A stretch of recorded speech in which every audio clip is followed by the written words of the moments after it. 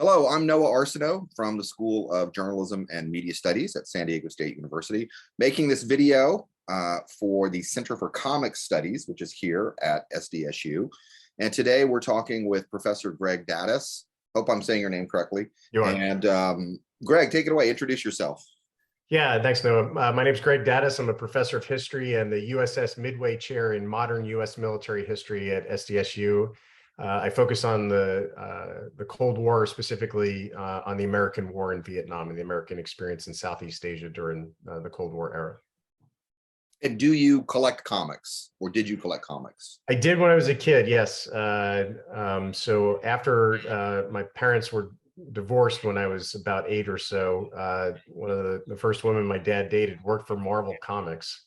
And we were living in New Jersey, and grew up in New Jersey, and she was incredibly nice. And every time we went over to visit, she would send me down to the basement and say I could pick 3, and then I would always, try and weasel my way into pick 4, pick 5, and that kind of started a collection that I kind of maintained through most of junior high and even into high school a little bit.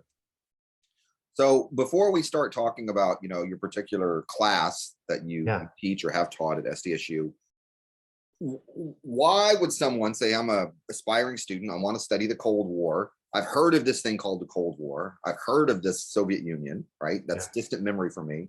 Why would I not just take a straight up history class with dry textbook readings? Why would I not just study that? Why do I need to study it through the lens of comic books? Because this is so much cooler. I think so. My last book was on men's adventure magazines in the Cold War era, the kind of the pulps, and I was teaching a class on war and gender at when I was teaching at West Point, and I kind of did a deep dive into these magazines and kind of how they were portraying militarized masculinity in the Cold War era, and that's kind of the thread I took throughout. And what I saw was that these kind of lowbrow forms of art were not that at all. In fact, they were very reflective of Cold War fears and insecurities. They were very much reflecting larger American ideas about the Cold War conflict and the threat of communism.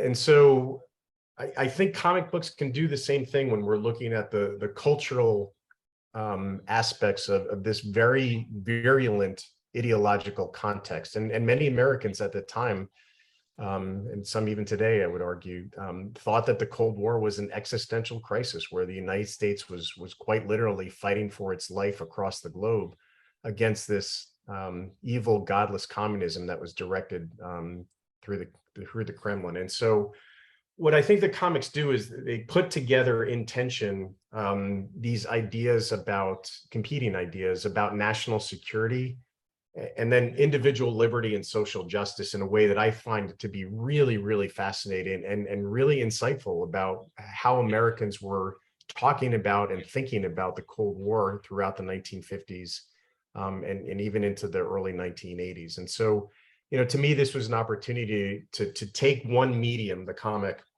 and look at the political, the social, the cultural, the military contest through the eyes of these artists and writers. And also, I think, through the letters that are coming back in and kind of creating these feedback loops. And you kind of see that throughout the comics and this struggle, I think, that is oftentimes just as much imagined as it is real. And what better place to look at, an imagined reality than through comics? That makes sense, and I imagine that the comic books are more accessible to students than a thick textbook or something like that. Yeah, exactly. But you, I know you talk about a lot of specific comics in your class, but you picked 3 that maybe you could just talk briefly about each one. The first one, I guess, is This Tomorrow from 47. Like, what is the meaning or relevance or particular insight from that comic book? Yeah, so obviously, I don't think you can talk about the American home front, if you will, during the Cold War era without talking about the Red Scare and the domestic threats of communism. Religion is clearly a key component of this, and there's a Christian conservative guild, this educational society that puts out this comic called Is This Tomorrow America Under Communism? It's published in 1947. And it's this imagined reality. What would happen if the communists took over America? And the storyline is very fantastical, right? That the communists kind of take over key positions in government and labor unions and even in the military and the media.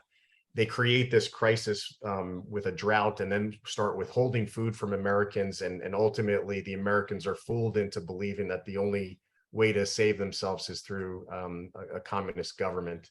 And at one point, you've got a note where, or a few panels where these evil communist overlords are talking with one another, and they're asking how successful they're being. And one of them says, the people are being fooled.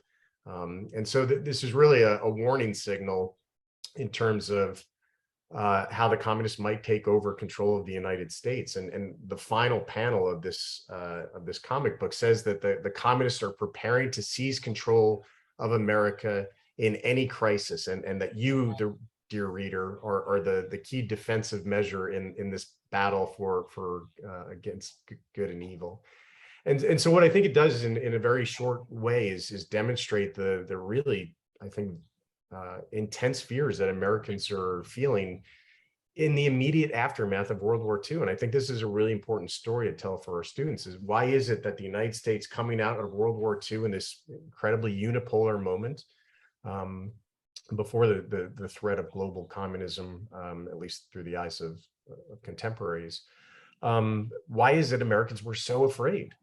And why did they think that they were potentially going to be fooled this easily by communists? And what did this tell us about the threat of communism, and then the social impact of that, of what was seen as acceptable behavior and not acceptable behavior, and who could help the United States defend against this domestic threat? And so I think in one comic book, it really tells a lot about the fears of a victorious nation coming out of World War II, and can serve as a venue for kind of talking about those fears and how pervasive they were. That makes total sense. Like, yeah. I bet it would be a fun thing to read, just for historical curiosity's sake. Yeah, it is. You also mentioned Atomic War #1. Yeah. What do you like about that one? So I think clearly, I don't think you can talk about the Cold War without talking about the advent of the atomic era and the fears imposed by nuclear weapons. The opening box of the very first issue says that only a strong America can avert World War III. And in this storyline, it's published by Ace Comics. They only last for 4 issues. And you have this Russian diplomat is at this international meeting, and he's talking about the importance of peace. And while he's doing that, of course, the Soviets are launching a sneak attack against America. And the sneaky Soviets, those sneaky Soviets. That's right, the sneaky Soviets. And the panels are pretty graphic, and I think if you're a kid, it's got to be pretty traumatic, right? You're watching unfold New York City and Chicago and Detroit just being flattened to ground. One of the panels shows Manhattan as a heap of twisted, broken rubble, and Americans. Or New York City civilians are caught in the Lincoln Tunnel and drowned under the weight of this atomic blast. I mean, it's pretty graphic for young kids. When did the code come in? I mean, was that 50s? This is 1952. The code comes in 1954. Okay, so all right. It kind of just gets in under the line. And it's really interesting because they capture this one Russian, and they're asking him why they launched the attack. And he says, well, we thought that the United States was going to attack us first with an atomic bomb, so we had to attack you before that happened. And of course, the Americans counterattack, and to show that they can withstand this, and no matter the odds, as one of the officers, I think an American pilot says, we're going to attack no matter what, counterattack no matter what the odds. And then at the final frame of issue 4, it tells you that this is a glimpse into World War III, and then the only thing that can prevent that is if Americans are prepared. And so, I think this says something about the kind of paranoia at the time of atomic weapons and atomic war. It's pretty gruesome. And so I think we can talk about the social consequences of kind of the fear of atomic warfare and what that might do to young kids as they're growing up during the 1950s. As you mentioned, I think you'll see a shift between how graphic comics are pre-code and post-code. And so again, I don't think you can teach the Cold War without talking about the social, political, cultural consequences of the bomb that you'll see in public, in the public media, like Dr. Strangelove when you get to 1964 and the kind of madness of it all.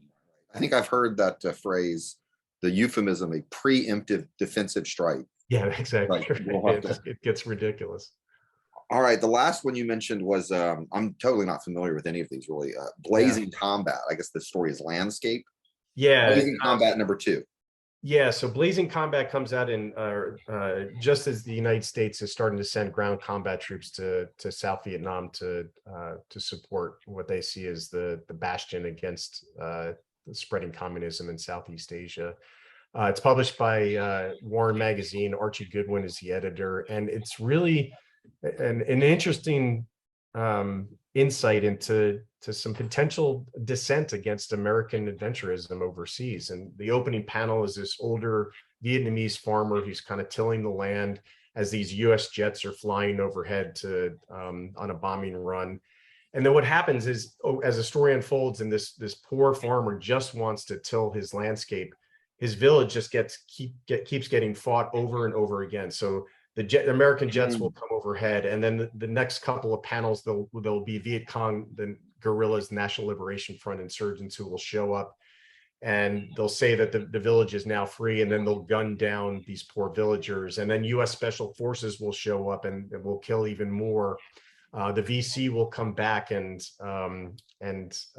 ultimately will kill the family and destroy the village. And then the South Vietnamese troops will come in to retake the village. And when they do that, to make the insurgents pay, they'll burn down the village itself. And as the farmer is protesting all of this, finally, he's killed. And the last panel is pretty, I guess, unnerving, right? You see this in the backdrop. There are these South Vietnamese soldiers that are kind of walking off into the distance as the village is burning and there's smoke. And this farmer's conical hat is riding along floating along the rice paddy.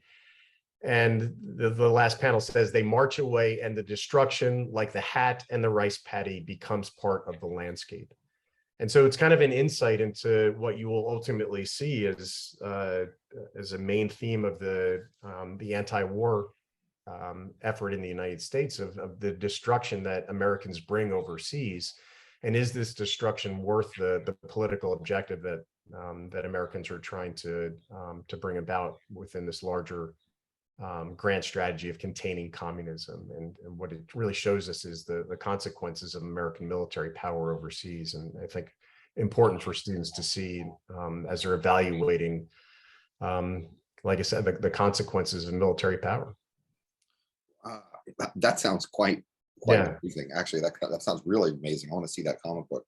Well, why don't we wrap up here? I assume you're okay if I put your contact info in the description to the video. Absolutely. Students or other people, potential students, they want to find out, and is information about the next time the class is offered or available seats. I'm sure that's easily available as well. I just wanted to get you speaking in your own words as to why Cold War and comics is a great thing to study. So thanks so much. Thanks for having me.